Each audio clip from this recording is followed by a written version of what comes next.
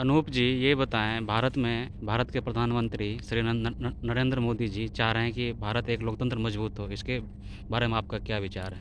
देखिए, मजबूत लोकतंत्र के लिए लोकतंत्र के 4 पिलर कहे गए हैं। विधायिका, कार्यपालिका, न्यायपालिका और मीडिया।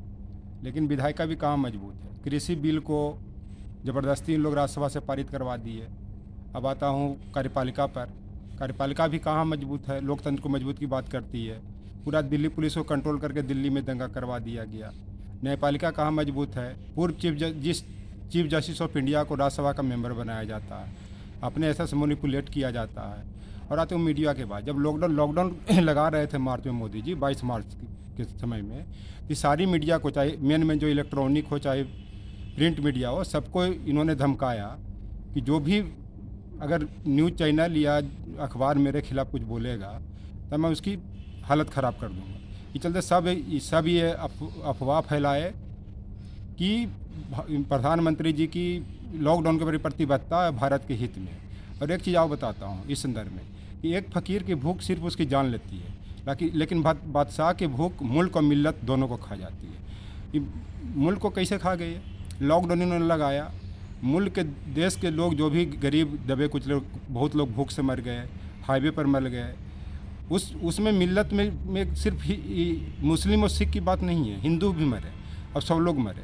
चाहे चाइना से युद्ध की बात हो, चाहे पाकिस्तान के युद्ध की बात हो, ये सब कहीं ना कहीं परेशान हो रहा है। देश को इस तरह से खाया जा रहा है। और मजबूत लोकतंत्र के लिए देश को संविधान से चलने के लिए आवश्यकता है। देश कहाँ संविधान से चल रही है? जो कुछ बोल रहा है उसको जेल में डाल दिया जा रहा है। अब दिल्ली यूनिवर्सिटी के बहुत सारे प्रोफेसर है, उसको झूठो अर्बन नक्सलीज के नाम पर सबको डाले हुए हैं। वो उसका एविडेंस है कि नहीं? इस कारण कि बेचारे जो सही है वो बोलते हैं, इनके खिलाफ बोलते हैं, कोई गवर्नमेंट रहे। इस कारण ये मजबूत लोकतंत्र की बात नहीं हो सकती है। और बहुत नम्रता चाहिए शासन चलाने के लिए। छल कपट से सिर्फ महाभारत ही रचा जाता है। अब देश में देख लीजिए, हर जगह महाभारत रचा जा रहा है, चाहे इलेक्शन को लेकर के हो। अब बंगाल में दंगा हुआ, इसके पहले बिहार में हो रहा था, उसके बाद दिल्ली में हुआ। इलेक्शन से माहौल बनाया जाता है। ये सब लोकतंत्र के ये सब लक्षण नहीं है, मजबूत लोकतंत्र नहीं कह सकते। एक चीज़ इसके पहले मैं बता देना चाहता हूँ, देश की जनता से आह्वान करना चाहता हूँ कि इसके पहले कोई घटनाएँ आएँ, उससे पहले हम लोग उस घटनाओं तक पहुँचने का प्रयास करें। मेरा कहने का मतलब कि ये जो चीज़ है दंगा फसाद का या लॉकडाउन का, एक दिन में नहीं होता। जैसे मोदी जी ने लॉकडाउन लगाने के लिए पहले 22 मार्च का 15 दिन का टाइम लिया, फिर 20 दिन का टाइम लिया।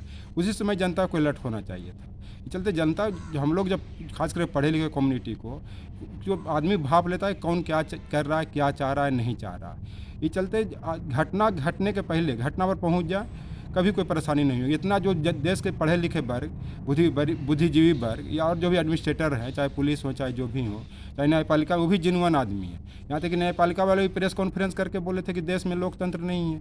ये चलते घटनाएं तक घटने के पहले पहुँचे, तभी लोकतंत्र सफल हो जाएगा। मोदी जी का ये जो नारा है मजबूत लोकतंत्र की, ये सिर्फ दिखावा है, दिखावटी कर रहे हैं। ये लोग लॉलीपॉप दे रहे हैं कि मैं बहुत अच्छा शासन चला रहा हूँ, और इसके माध्यम से ये सोच रहे हैं कि मैं नोबेल प्राइज़ पा लूँगा। WHO के कहने पर जो विश्व का सबसे सख्त लॉकडाउन इंडिया में लगा, कि मैं नोबेल प्राइज़ पा लूँगा, ये भूख है, मुझे नहीं लग रहा है कि मिल पाएगा। यही मेरा इस पर विचार है।